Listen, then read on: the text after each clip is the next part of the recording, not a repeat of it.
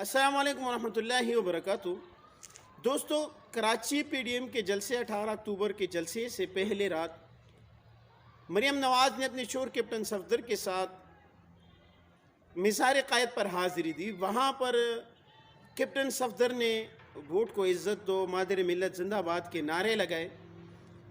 اگلے ہی دن بلکہ چند گھنٹے بعد کیپٹن صفدر کے خلاف مقدمہ درج ہوا اور اگلے ہی دن کیپٹن صفدر گرفتار ہو گئے۔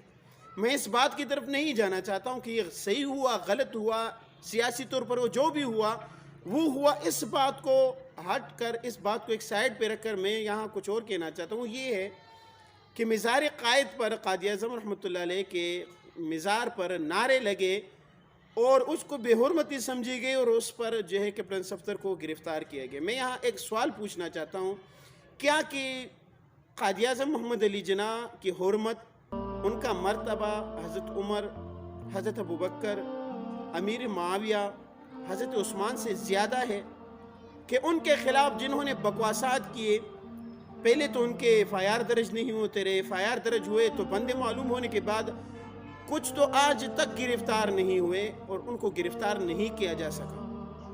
قائد اعظم کی حرمت اپنی جگہ، کیا ان کی جو ہے وہ مقام ان سے بڑھ کر ہے کہ ان کی قبر کی، ان کی بے حرمتی بھی نہیں کہ وہاں انہوں نے نعرے لگے، جن کو بے حرمتی سمجھی گئی ان کو گرفتار کیا، لیکن صحابہ کے خلاف نعرے لگانے والے، ان کے خلاف بکواسات کرنے والے آج بھی آزاد گھوم رہے ہیں، ان کو نہیں گرفتار کیا گیا۔